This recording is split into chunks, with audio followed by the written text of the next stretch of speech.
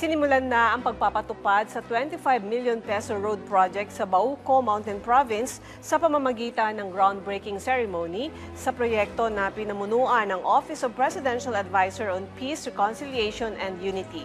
May report si Ala Sungdua ng PTV Cordillera.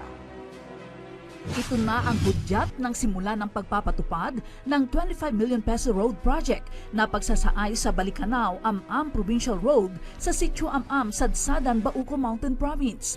Dumalo mismo si Presidential Advisor on Peace, Reconciliation and Unity, Secretary Carlito Galvez Jr. sa groundbreaking ceremony ng proyekto.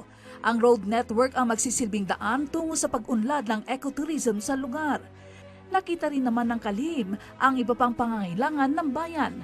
Yung project natin sa Am-Am, magkakaroon po ng susundan niyan kasi ang maganda, pinaglakad niya ako sa mataas, nakita niya, ito ang susunod, ito ang susunod, ito yung sa kabila.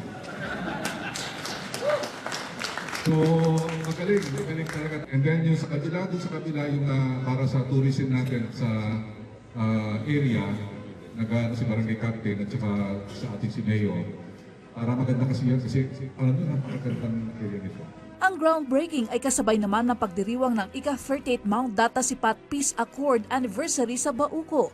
Ang Peace Treaty ang nagbigay daan sa pagpapalabas ng Executive Order No. 220 noong July 15, 1987 ni Pangulong Corazon Aquino para sa pagbuo ng Cordillera Administrative Region.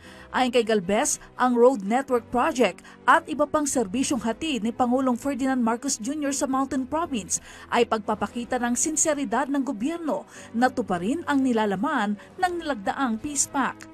Maganda po itong pahiwatig sa determinasyon at sinseridad ng Administrasyon Marcos na ipatupad lahat ang ating inilmahang peace agreement at proyekto kahit na pinakamalayong probinsya ng bansa.